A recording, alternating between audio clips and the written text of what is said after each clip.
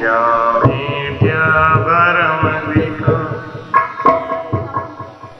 तृतीय वंदन सब संत जन अनंत कोट जन जाके पद रज परस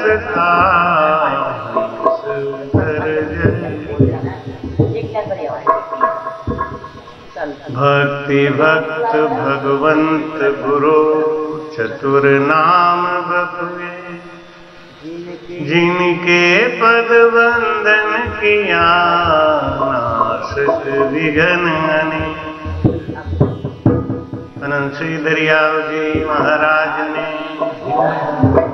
सदगुरु सुखराम जी महाराज,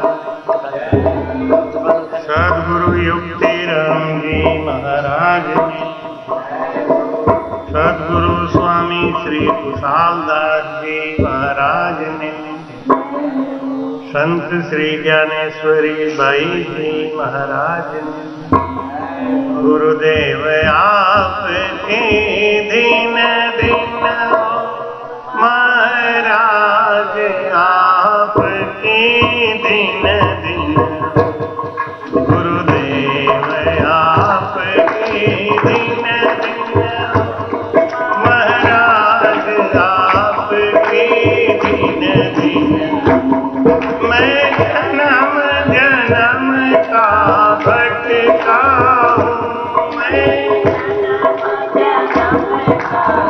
भटका मुझे अपनी शरण में रहने दो, मुझे शरण में रहने दो। गुरुदेव आपके दिन दिन महाराज आपके दिन दिन, गुरुदेव आपके महाराज आपके दिन दिन। हे नाथ दया करने वाले, हे नाथ दया अनुभव की अरज भी सुन लेना, अनुभव की भी सुन लेना। दिन दिन हो महाराज आपके दिन दिन हो। शुद्ध धारा और लक्ष्मी पापियों के घर हो। संत समागम हरि कथा तुलसी दुर्लभ दो। अभी छोटा शुद्ध धारा और लक्ष्मी पापियों के घर हो।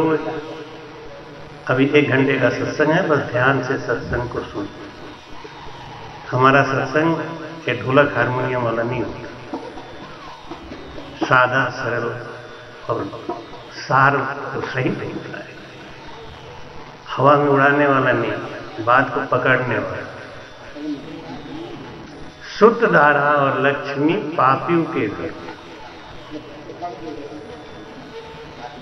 संसार में 2 तरीके के आदमी होते हैं, एक होता है धनभागी और एक होता है मंदभागी। धनभागी कौन है और मंदभागी कौन है, इसका शास्त्र के द्वारा निर्णय करते हुए सदगुरु सुखराम जी महाराज बताते हैं कि धिन धिन सो संसार में जासिर सतगुरु हो। फिर धिन सो सुख राम के तत्कड़ लियो जो। बोलो राम। धिन धिन सो संसार में जासिर सतगुरु हो। 7 गुरु मिलते हैं इस शरीर को। सबसे पहला गुरु होता है पिता, जो माता के गर्भ में हमको स्थापित करता है। दूसरा गुरु है माता, वो माँ जो 9 महीने तक गर्भ में हमको रख के अपने खून से इस शरीर का निर्माण करती है।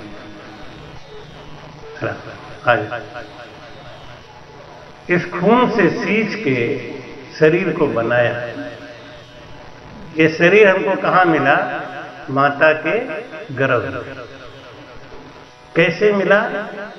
माता जब भोजन करती है, उस भोजन से जो उनको खून बनता है, उस खून से हमारा ये शरीर। दूसरा गुरु है मां। तीसरा गुरु है दाई, वो जो हमको मलमूत्र से निकाल के बाहर करती। हम ऐसे ही राजा बाबू नहीं थे। पहले जब पैदा हुए थे तो चूहा जैसे थे, मैले गंदे। तभी तो कोई बच्चा जब अपनी माँ को कहता है कि माँ तुम मुझे जानती नहीं हो, तो माँ हंस के कहती है खूब जानती, तू चूहा की तरह पैदा हुआ था। तेरी सांसें चलती थी तो एक एक नस दिखाई देती थी और लगता था कि तू अगला सांस लेगा कि नहीं लेगा। बेटा मैं तुझे अच्छी तरीके से जानता। आजकल के बच्चे कहते हैं ना माँ को, तू मुझे नहीं समझती, तू मुझे नहीं जानती। अरे उस माँ से कहता है। तो तीसरा गुरु है दाई, जो हमको मलमूत्र से निकालती है। चौथा गुरु है नाई, जो हमारा मुंडन करता है।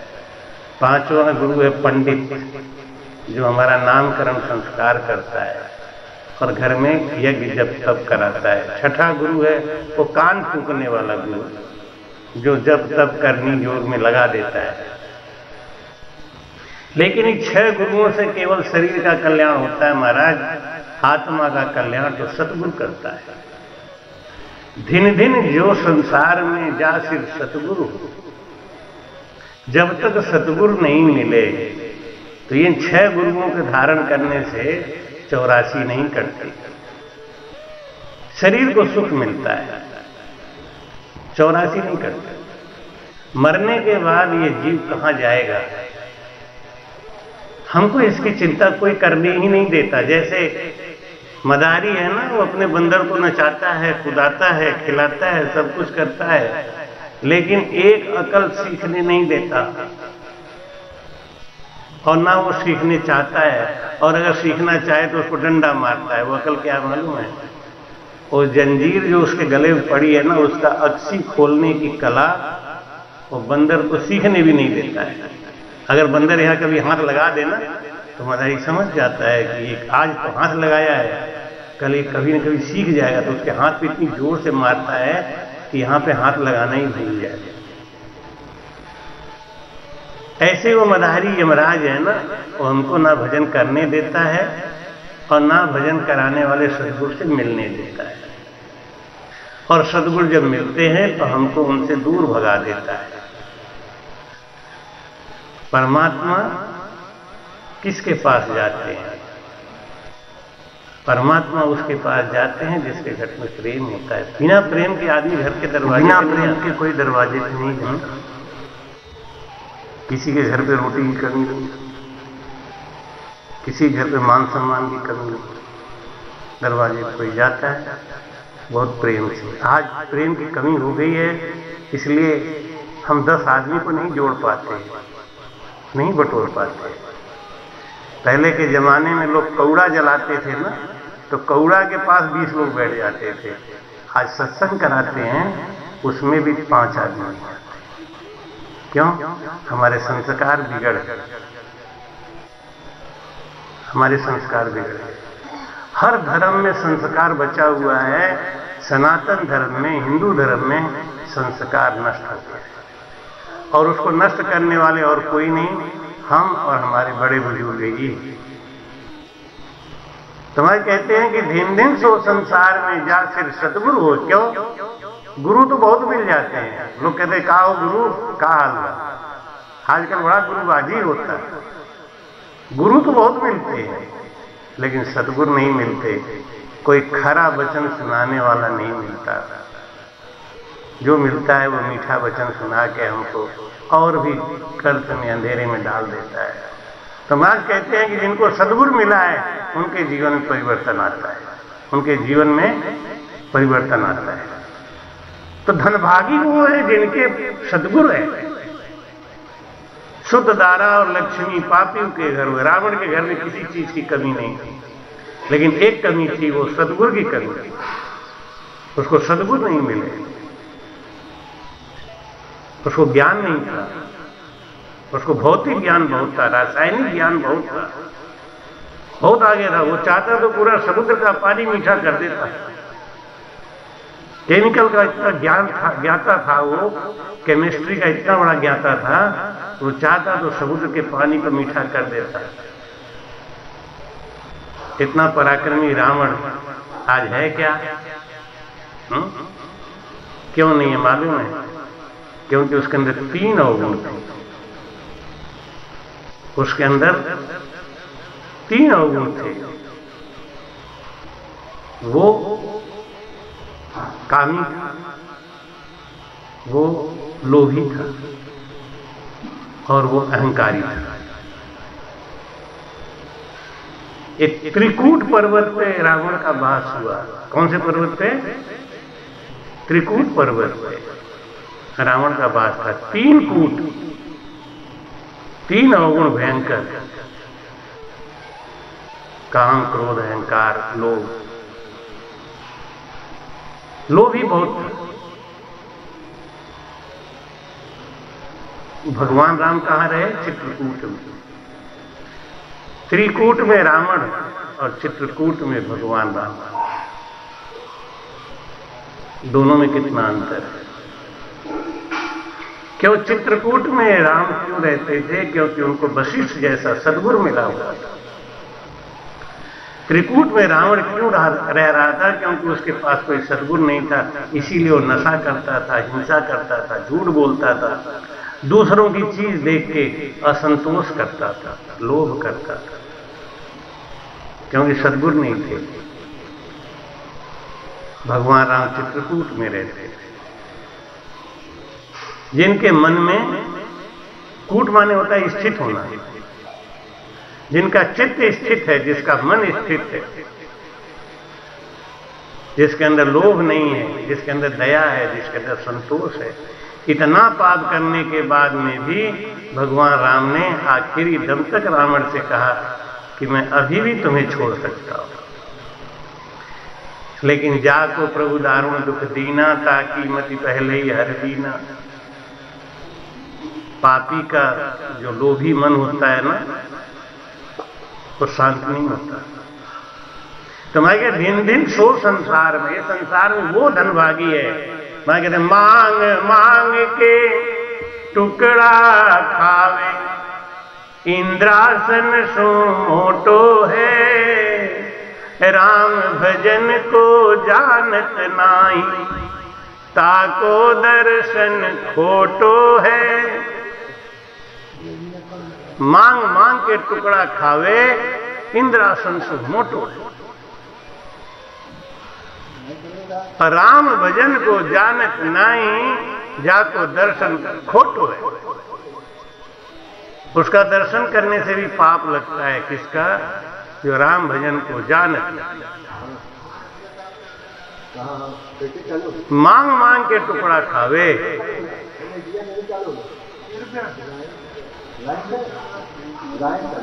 भाई राम जपत कुश्ती भली, चुई चुई जावे चाम। बैठ जाओ बैठ जाओ, कोई बात नहीं, हो जाए। कंचन दे किस काम की, जा मुख नाई राम। राम जपत कुश्ती भली, कोड़ी हो, और इतना कोड़ी हो कि उसका चाम गल गल के गिर रहा हो, वो भी उस सुंदर शरीर वाले, कंचन से तन वाले मानव से लाख गुना अच्छा है। मांग मांग के टुकड़ा खावे, इंद्रासन सु मोटो है, राम भजन को जानत नहीं, जाको दर्शन खोटो। उसका दर्शन करने से पाप लगता। एक बाई जी थी, तो वो बाई जी सदगुरु बनाई, सदगुरु धारण करी। तो सबके घर पे सदगुरु जी महाराज जाते थे, भोजन करते थे। बाई जी के मन में आया कि मैं भी कभी अपने गुरुजी को बुलाऊं और उनसे सत्संग सुनूं घर पे और उनको भोजन कराऊं। तो एक दिन उन्होंने कहा गुरुजी से कि गुरुजी आप मेरे घर पे भोजन कर लो, क्योंकि ऐसा सुना है कि त्रिगुटी चढ़िया संत को न्योत जिमावे कोई, वह सर्वर त्यों लोक में जिम्या पुण्य न हो। जिम्या पुण्य न हो बात को मानो भाई, पांडव के दरबार जग में कीमत आई। अनंत धर्म सुख राम कह या सरवर नहीं कोई, त्रिगुटी चढ़िया संत को न्योत जिमावे कोई भजन करने वाला संत हो और भजन उसका त्रिगुटी पे चल रहा हो, केवल उसको घर पे बुला के भोजन करा दो तो दुनिया के देवी देवताओं को भोग लगाओ चाहे मत लगाओ, कितना बड़ा पुण्य हो जाता है। तो बाई जी ने कहा कि महाराज मेरे घर चलो, भोजन प्रसाद कर लो, मेरा यज्ञ सफल कर दो। गुरुजी ने कहा जरूर चलूंगा, लेकिन उस दिन चलूंगा जिस दिन तेरा पति घर पे होगा। उस दिन चलूंगा जिस दिन तेरा पति घर पे होगा। तो उन्होंने अपने पति से कहा कि पतिदेव, आदमी अपने पत्नी की खुशी के लिए बहुत कुछ करता है, आप एक ही काम कर दो कि मेरे गुरुजी को बुला के भोजन करा दो। उनका पति बोला जरूर करा लो भोजन, जिस दिन इच्छा उसी दिन करा लो, लेकिन भोजन उसी दिन कराना जब मैं घर पे ना रहूं तब। क्यों, मुझे साधु संतों से चिढ़ बहुत है। कुछ लोग होते हैं ना, उनको साधु संतों से चिढ़ यूं ही रहती है। देखो एक बात बताओ, सूरज निकलता है ना तो दुनिया सुखी हो जाती है। सूरज निकलता है दुनिया सुखी हो जाती है, लेकिन 4 लोग दुखी हो जाते हैं। मालूम है कौन कौन? सूरज निकलने पे कौन कौन दुखी हो जाता है? सारी दुनिया सुखी हो जाती है, 4 लोग दुखी हो जाते हैं। कौन कौन? हाँ, एक तो घुघु पक्षी, बहुत बढ़िया नाम दिया आपने। दूसरा चमगादड़, तीसरा चोर, और चौथा सांप। इस सर्प के आंख में भी सूरज की रोशनी चुभती बहुत तेज है। इनकी आंखें बहुत तेज चुभती है, घुघु को बहुत तेज चुभती है। बाकी सूरज तो दुनिया को अच्छा लगता है। सूरज की रोशनी में विटामिन डी होता है जो किसी भी चीज में नहीं होता, केवल सूरज में ही होता है। इतना पवित्र चीज देने वाला सूरज, उससे कोई नफरत भी कर सकता है क्या? लेकिन साधु संतों से लोग नफरत करते हैं। ये हमारे सनातन धर्म की विडंबना है। क्यों? सनातन धर्म का जो सबसे बड़ा नुकसान हो रहा है इसीलिए हो रहा है कि हमारे बच्चों के अंदर संतों के प्रति प्रेम नहीं, नफरत पैदा कर दिया कि संत ऐसे होते हैं, संत ऐसे होते हैं, ऐसा नफरत पैदा कर दिया।